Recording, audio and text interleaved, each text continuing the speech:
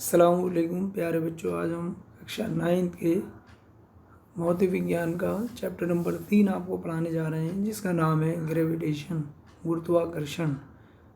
तो सबसे इसमें हम जानेंगे गुरुत्वाकर्षण या गुरुत्वाकर्षण का सार्वत्रिक नियम क्या है। फिर हम जानेंगे कि स्मॉल जी कैपिटल जी में क्या संबंध होता है, द्रव्यमान तथा भार में क्या अंतर होता है। फिर आप जानेंगे उत्प्लावन बल किसे कहते हैं, आर्किमिडीज़ का क्या सिद्धांत है, और फिर इससे संबंधित आंकिक प्रश्न लगाएंगे। और हाँ, ये भी जानेंगे अगर किसी वस्तु का भार पृथ्वी पर दिया है तो चंद्रमा पर कितना हो जाएगा अगर उसको ले जाया जाए। तो ये सारी चीज़ें हम और इन्हीं से संबंधित आंकिक प्रश्न होंगे, और कुछ हमने आंकिक प्रश्न लगाएंगे जो अपने नोट्स बनाए अपने। तो आइए हम अपने चैप्टर की तरफ बढ़ते हैं। गुरुत्वाकर्षण का सार्वत्रिक नियम। इस नियम के अनुसार विश्व का प्रत्येक पिंड एक दूसरे को आकर्षित करता है। आकर्षित करता है मतलब खींचता है, आकर्षण बल लगाता है। अब हमने मान लीजिए दो पिंड हैं जिनके द्रव्यमान क्रमशः m1 m2 हैं, और पिंड हमने a और b लिए हैं, जैसा कि आपको चित्र में नीचे दिखाई दे रहा है, और इनके बीच की दूरी r है।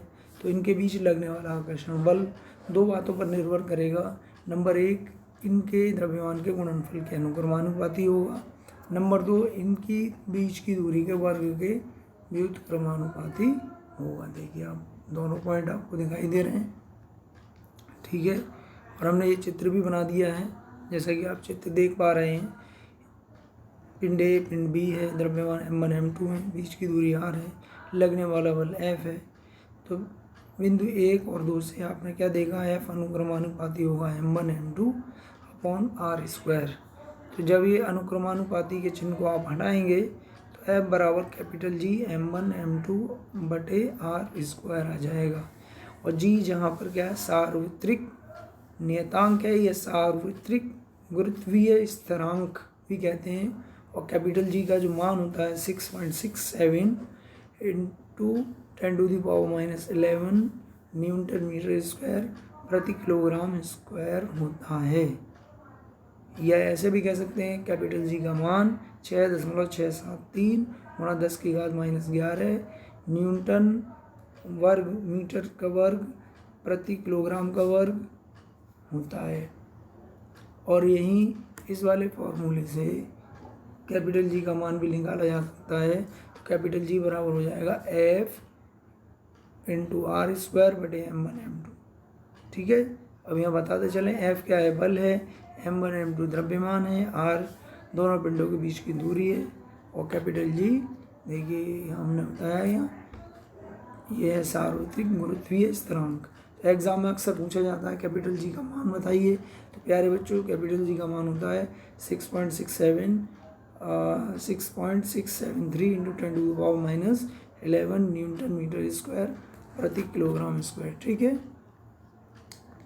अब इसका मात्रक हमने कैसे निकाल लिया, देखिए कैपिटल G का मात्रक होगा बल का मात्रक गुणा दूरी का मात्रक का वर्ग बटे m1 m2 यानी किलोग्राम गुणा किलोग्राम। तो निकल के आ जाता है, जैसा कि आप देख रहे हैं।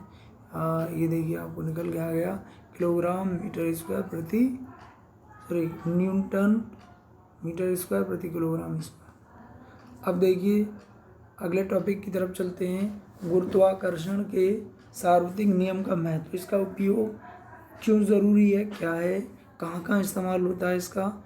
देखिए यह हमें पृथ्वी से बांधे रखता है। अगर आकर्षण बल अगर ना हो, पृथ्वी हर वस्तु को अपनी तरफ ना खींचे आकर्षण बल से, गुरुत्वाकर्षण बल से, तो हम हवा में उड़ेंगे, फ्लोटिंग करेंगे इन द एयर। तो यह हमें पृथ्वी से बांधे रखता है। इसकी वजह से ही चंद्रमा पृथ्वी के चारों तरफ परिक्रमा करता है। इसके कारण ही सूर्य के चारों ओर ग्रह गति करते हैं। चंद्रमा व सूर्य के कारण ज्वालामाटा का आना भी इसी का ही देन है, ठीक है। अब अगले टॉपिक की तरफ हम बढ़ रहे हैं। गुरुत्वाकर्षण या गुरुत्वीय बल, ये एक ऐसा बल होता है जिसके द्वारा पृथ्वी वस्तुओं को अपनी ओर, अपने केंद्र की ओर खींचती है। जैसा कि हमने अभी ऊपर पढ़ाया था, वही गुरुत्वाकर्षण बल था या गुरुत्वीय बल था। m बराबर G m1 m2 upon r²। अब अगले पॉइंट टॉपिक की तरफ चल रहे हैं हम। गुरुत्वीय त्वरण, अगर कोई पिंड मुक्त रूप से गिर रहा है, मुक्त रूप का मतलब है उस पर कोई और बाहर से बल नहीं लगाया जा रहा है, तो पृथ्वी की ओर गिरता है, तो वस्तु के वेग में 1 सेकंड में होने वाले परिवर्तन को 1 सेकंड में होने वाली वृद्धि को उसका गुरुत्वीय त्वरण कहते हैं। इसे प्राय स्मॉल जी से दिखाते हैं और इसका मात्रा मीटर प्रति सेकंड स्क्वायर होता है और जी का मान अप्रॉक्सीमेट यानी लगभग 9.8 मीटर प्रति सेकंड स्क्वायर होता है। कहीं कहीं कुछ सवालों में जी का मान दिया होता है 10 तो 10 लगाएंगे, वरना 9.8 मीटर प्रति सेकंड स्क्वायर। अगर आप 9.8 मीटर प्रति सेकंड स्क्वायर कैसे आ गया स्मॉल जी का मान, तो इसके लिए हम अलग से अगर आप पूछेंगे, सिलेबस में नहीं है, बता सकते हैं, आपकी बुक में भी इसका प्रूफ है, देख सकते हैं आप। ठीक है, अगला पॉइंट है गुरुत्वीय त्वरण व सार्वत्रिक गुरुत्वीय स्थिरांक में क्या संबंध है। तो यहाँ पर हम स्मॉल जी और कैपिटल जी में संबंध निकालेंगे। जनरली हमने क्या ले लिया है, एक हमने पृथ्वी है हमारी और एक पिंड पृथ्वी के तल पर है, तो उस पिंड की पृथ्वी के केंद्र से दूरी कैपिटल आर यानी पृथ्वी की त्रिज्या के बराबर होगी। पिंड का द्रव्यमान स्मॉल एम है और पृथ्वी का द्रव्यमान एम ई यानी mass of earth capital M E कह लिया है, कैपिटल एम भी कह सकते हैं। तो लगने वाला बल हो जाएगा, गुरुत्वाकर्षण बल होगा एफ बराबर G M E M upon R square. और मुक्त रूप से गिरने वाले पिंड पर लगने वाला बल होता है, वो होता है एफ बराबर एम जी। तो इन दोनों से आप क्या देख रहे हैं, दोनों की लेफ्ट हैंड साइड यानी बल बराबर हैं, तो राइट हैंड साइड बराबर हो जाएगी। इसलिए समीकरण 1 और 2 से आप कह सकते हैं एम जी बराबर capital G M E M upon R square. M small M से स्मॉल एम कट जाएगा, तो स्मॉल जी बराबर मिलेगा आपको, क्या मिलेगा, capital G M E upon R square. ठीक है, अब देखिए जहाँ अब हम जानते हैं ऑलरेडी कैपिटल जी का मान होता है 6.67 इंटू 10⁻11 न्यूटन मीटर स्क्वायर प्रति किलोग्राम स्क्वायर।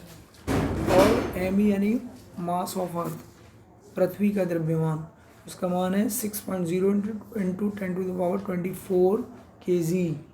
और आर यानी पृथ्वी की त्रिज्या है वो 6.4 × 10⁸ मीटर होती है। और स्मॉल जी का मान हम आपको बता रहे थे, हम निकाल सकते हैं। तो यही सारे मान लगाकर स्मॉल जी का मान जब हम निकालेंगे, कैलकुलेट करेंगे, देखिए हमने आपको कहा था, तो देखो हमने यहाँ निकाल के दिखा दिया आपको। तो स्मॉल जी का मान आएगा 9.8 मीटर प्रति सेकंड स्क्वायर। यहाँ ठीक है, अब थोड़ा सा हम आगे बढ़ते हैं। देखिए इसमें दिया है पृथ्वी गोल नहीं अपितु इलिप्टिकल शेप में है, अंडे के आकार में है, जिसकी वजह से आर का मान ध्रुवों पर कम हो जाता है और यानी पोल्स पर कम हो जाता है, जबकि विषुवत व्रतों पर अधिक होता है, जैसा कि आप देख रहे हैं। तो जिसकी वजह से क्या होगा, ध्रुवों पर जी का मान, आर का मान कम है, जी का मान बढ़ जाएगा, और विषुवत व्रतों पर जी का मान कम हो जाएगा।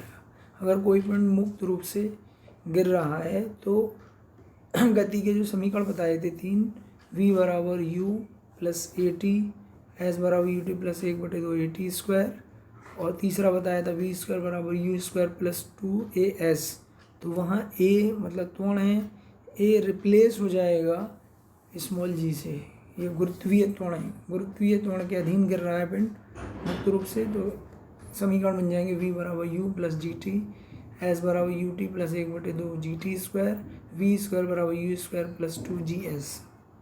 ठीक है, अब अगला पॉइंट है द्रव्यमान तथा भार में अंतर।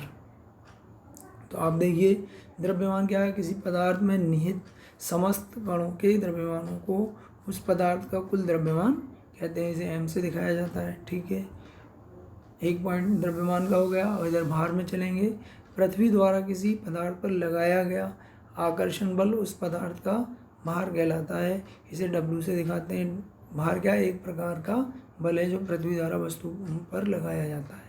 तो भार बराबर mg, द्रव्यमान गुणा गुरुत्वीय त्वरण। अब इधर आएंगे, द्रव्यमान एक अदिश राशि है, जबकि भार एक सदिश राशि है। ठीक है। द्रव्यमान को किलोग्राम में नापते हैं और इसको न्यूटन में नापते हैं, क्योंकि ये एक बल है, बल को न्यूटन में हमेशा नापा जाता है। ठीक है, तो भार हमेशा जिस तल पे रखी है कोई वस्तु वो नीचे की तरफ लगेगा, भार की दिशा नीचे की ओर होगी, वस्तु के नीचे की लंबवत नीचे की तरफ होगी। यह क्या है, द्रव्यमान सदैव स्थिर रहता है जबकि भार बदलता रहता है। ये जी पर डिपेंड करता है, जी का मान बढ़ेगा तो भार का मान बढ़ेगा, और जी का मान घटेगा तो भार का मान घटेगा। तो एक पॉइंट और हम आगे बढ़ते हैं। वस्तु का द्रव्यमान, किसी भी वस्तु का द्रव्यमान चंद्रमा पर जो द्रव्यमान होगा वो पृथ्वी के द्रव्यमान का 1/6 होगा, 1/6वां भाग होगा। यही कह सकते हैं किसी वस्तु का चंद्रमा पर भार बटे उसी वस्तु का पृथ्वी पर भार बराबर 1/6, या किसी वस्तु का जमीन पर भार बराबर हो जाएगा 6 गुणा उस वस्तु का चंद्रमा पर भार। देखिए फिर दाब, जैसा कि आप और क्लासों में पढ़ चुके हैं, 8th क्लास में भी आपने पढ़ा है प्रेशर। प्रेशर क्या होता है, प्रेशर का मतलब किसी वस्तु की सतह पर एकांक क्षेत्रफल द्वारा लगाया गया बल। यह कह सकते हैं किसी वस्तु की सतह के एकांक क्षेत्रफल पर लगने वाला बल जो है दाब कहलाता है। दाब बराबर ऋणात्मक बटे क्षेत्रफल, यानी बल बटे क्षेत्रफल, P बराबर F/A। इसका मात्रक न्यूटन प्रति मीटर स्क्वायर या पास्कल।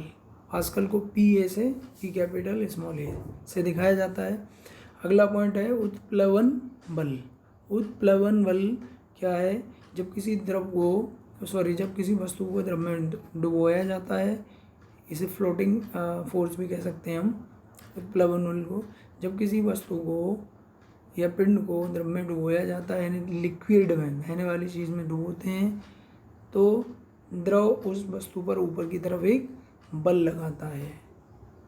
द्रव क्या करता है, उसे अंदर आने नहीं देता, बाहर निकालने की कोशिश करता है। वही बल जो द्रव द्वारा वस्तु पर लगाया जा रहा है उत्प्लवन बल कहलाएगा।